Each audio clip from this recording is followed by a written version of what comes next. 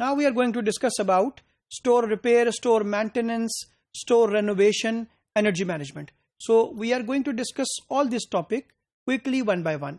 Store के लिए जहां पर personnel की एक cost involve है, वहां on the other side there is a heavy cost which is related to repair, maintenance, energy and other operating cost. तो ये key factors हैं, key चीजें हैं, key components हैं of the operating cost.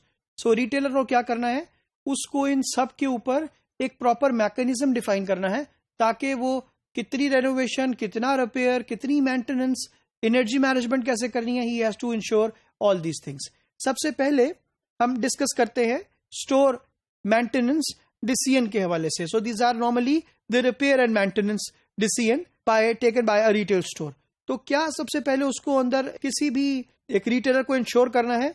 So the first point which is the checklist, वो क्या है कि स्टोर को, रिटेलर को ये देखना है कि स्टोर की जो आउटसाइड फैसिलिटीज है, who is responsible actually to maintain this kind of facility. कौन रिस्पॉन्सिबल है, कितना फ्रीक्वेंटली काम होगा, किसके साथ हमारा एग्रीमेंट है उस प्रॉपर्टी को मैनेज करने का, उस प्रॉपर्टी की मेंटेनेंस को देखने का. इसी तरीके से जब हम बात करेंगे आउटसाइड फैसिलिटीज को मेंटेन करने की, फॉर एग्जांपल पार्किंग एरिया है, फॉर एग्जाम्पल मॉस्क एरिया है, फॉर एग्जाम्पल वॉशरूम एरिया है, फॉर एग्जाम्पल आपका इसके अलावा कोई वजू का एरिया, एब्लूशन एरिया है, इसके अलावा आपका कोई और अदर लेट्स से गार्डनिंग का पार्ट है. सो वो सारी चीजें जो है वो आपने देखनी है, उनकी मेंटेनेंस का हु इज रिस्पॉन्सिबल, क्या क्या उसकी टाइमिंग है, कौन उसको प्रॉपर टेक केयर करेगा. दूसरी इंपॉर्टेंट बात जो हमारे पास चेकलिस्ट के अंदर आपको डिसीजन, स्टोर मैनेजमेंट डिसीजंस के, मेंटेनेंस डिसीजंस के अंदर आती है, वो ये है कि store maintenance activities to be done by the retailers personal या it should be from the third party which means from the outside specialist. Important बात है. तो आपको ये भी देखना है, ये भी नोट करना है कि जो ये मेंटेनेंस एक्टिविटीज हैं इसके ऊपर डिसीजन लेना है, ये कौन करेगा.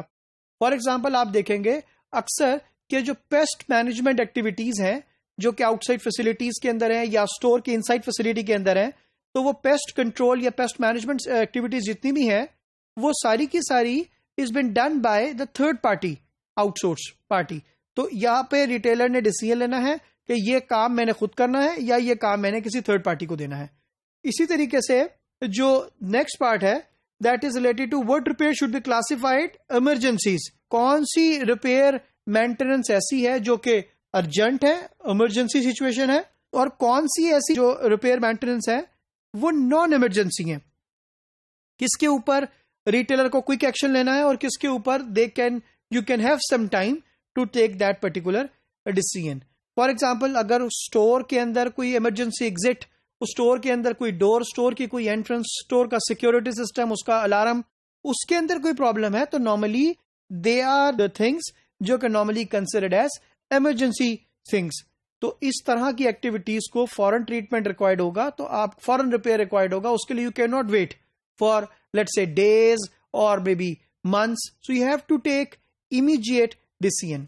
फिर नेक्स्ट हमारे पास जो इंपॉर्टेंट पार्ट है, पॉइंट है, दैट इज रिलेटेड टू कि जो मेंटेनेंस की फ्रीक्वेंसी है वो क्या होगी, किस पर्टिकुलर काम की को मेंटेन करने की क्या फ्रीक्वेंसी होगी. फॉर एग्जाम्पल अगर आपने फ्लोर को क्लीन करना है, अगर आपने एक्सटीरियर की विंडोज को क्लीन करना है, तो ऑफ कोर्स उसकी मेंटेनेंस की क्या फ्रीक्वेंसी होगी, वो डेली होगी, वो मंथली होगी, वो वीकली होगी, वो ईयरली होगी, वो ट्वाइस अ ईयर होगी, वो क्या होगी, कौन रिस्पॉन्सिबल है, उसकी क्या कॉस्ट है, वो सारी की सारी बातें हम इस स्टोर मेंटेनेंस डिसीजंस के अंदर लेते हैं. फिर इसी तरीके से फौरन ही देखा जाएगा कि मेंटेनेंस जो है वो किस टाइम पे आपने करनी है. स्टोर ओपन होगा तब मेंटेनेंस करनी है, स्टोर क्लोज होगा तब मेंटेनेंस करनी है, सीजन के अंदर करनी है, वीकेंड्स के ऊपर करनी है या वीकडेज के अंदर करनी है.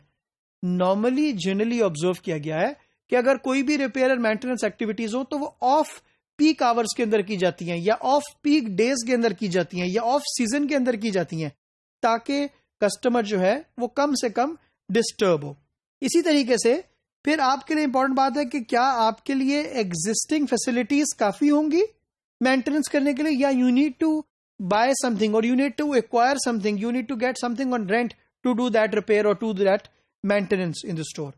और फिर लास्ट बात कि जो परफॉर्मेंस स्टैंडर्ड्स हैं, they have to be set for every single thing. बेशक वो एक छोटी एक्टिविटी हो या बेशक कोई बड़ी से बड़ी मेंटेनेंस एक्टिविटी हो, उस डिजायर्ड लेवल ऑफ रिजल्ट्स को अचीव करने के लिए आपको परफॉर्मेंस स्टैंडर्ड्स बनाने होंगे। तो इसी तरीके से रिटेलर जो की इंपॉर्टेंट डिसीजंस लेता है उसमें ये भी है कि वो परफॉर्मेंस स्टैंडर्ड सेट करता है कि what benchmarks I need to achieve in order to get desired results और डिजायर्ड आउटकम्स। नेक्स्ट पार्ट की तरफ आते हैं which is related to energy management. So energy management, energy आज के दिन के हवाले से throughout the world is one of the critical factors. Pakistan के परस्पेक्टिव में भी the cost of energy is very high, internationally the cost of energy is very high. तो you need to consider every single perspective, energy की cost क्या है। फिर इसके अलावा अगर हम बात करते हैं कंट्रीज लाइक पाकिस्तान जहां पर there are energy crisis also, so इस सिचुएशन के अंदर how a retailer has to work, how he has to manage his energy, वो इंपॉर्टेंट पॉइंट है। फॉर एग्जाम्पल आप देखेंगे कि तमाम रिटेल स्टोर में, इवन घर के अंदर भी, अगर आपको there are energy crisis, you will see कि बिजली नहीं आ रही 2 घंटे, 1 घंटे, 3 घंटे, 4 घंटे, if the light is not available, तो then you go for example for the inverter और फॉर द यूपीएस। वो भी मसला हल नहीं होता, you will go for the generator. तो retailer has to do the same planning. उसको ये देखना है कि अगर किसी टाइम के ऊपर एनर्जी का शॉर्टफॉल है तो how he has to ensure कि वो उसको किस तरीके से एनर्जी के लेवल को मेंटेन रख सकता है, एनर्जी इलेक्ट्रिसिटी को मेंटेन रख सकता है। वो क्या, उसके लिए he has to opt for the generation, power generation solution, और पावर जनरेशन के अलावा उसको कोई और सोल्यूशन जो है वो that can help out. So सबसे पहले how he can ensure energy management, किस तरीके से वो कर सकता है। जब कंस्ट्रक्शन के टाइम के ऊपर या रेनोवेशन के टाइम के ऊपर प्रॉपर उनको इंसुलेशन यूज करनी चाहिए। सो इससे ये होगा कि नॉर्मली स्टोर का जो एक्सटर्नल टेम्परेचर है वो स्टोर के इंटरनल टेम्परेचर को बहुत ज्यादा इंपैक्ट नहीं करेगा। उससे ये होगा जब स्टोर अपना इंटरनल टेम्परेचर मेंटेन रखने में कामयाब होगा तो उससे ये होगा कि स्टोर का कस्टमर जो है, स्टोर में जो प्रोडक्ट्स हैं वो अपनी क्वालिटी को, वो अपने लाइफ को खराब नहीं करेंगी, कस्टमर मुतमईन कस्टमर होगा। फिर देन एडजस्टिंग इंटरनल या इंटीरियर टेम्परेचर। स्टोर के अंदर आप फॉर एग्जाम्पल पाकिस्तान के हवाले से, स्पेशली लाहौर या कराची के हवाले से, यू विल ऑब्जर्व कि जो समर सीजन है that is through out the year almost you will see let's say air conditioning equipment का यूटिलाइजेशन। तो स्टोर के अंदर एक पर्टिकुलर रिटेलर को एक इंटरनल टेम्परेचर को, इंटीरियर टेम्परेचर को कंट्रोल करना है, मेंटेन करना है एक पर्टिकुलर डिजायर्ड लेवल के ऊपर, ताकि कस्टमर जो है वो पैनिक ना हो स्टोर के अंदर आकर। Because if he would be panic he will spend less time in the store, और अगर he will spend less time in the store resultantly he will buy less product, your sales will affect, and then of course at the end of the day your profitability will affect. Then you need to use computerized system like BMS, which is building management system. तो अगर आपके पास properly BMS installed होंगे, which means आप properly energy को control कर सकेंगे, peak hour, off peak hour, day, night, low traffic areas, high traffic areas within the store, इन तमाम बातों को you can easily manage through that particular system, जिससे भी you can really save energy and you can really manage energy. Then substitute lighting solution. Again store के अंदर 2 major component है, equipment को energy आपने देनी है, एयर कंडीशन को आपने एनर्जी देनी है, plus lighting is big cost. तो किस तरीके से you can use different substitute for the lighting. For example अगर वहां पर CFL बल्ब लगे हुए हैं तो you have to replace it with the LED which is the more let's say less power consuming and more effective, more energy saving for the customer. तो ये आपके पास you have to, as a retailer, you have to think big on it. Of course, the cost would be a bit high, the investment would be a bit high, but you need to think the bigger picture considering the energy management perspective. और last part इसके अंदर, which is related to energy awareness campaign. So within the store, the retailer has to run regularly awareness campaigns for the energy. लोगों को बताना है कि जब आपने जाना है तो your laptops has to be switched, your computers has to be switched off, the AC has to be powered off, again जो लाइट है वो ऑफ करके जाए। सो आपको basic energy management campaign within the store आपको run करनी है। If you do that तो would be more effective as a retailer, और इसका बड़ा पॉजिटिव इम्पैक्ट है on the business and overall on the operating cost of business. Then हम बात करते हैं रेनोवेशन के हवाले से।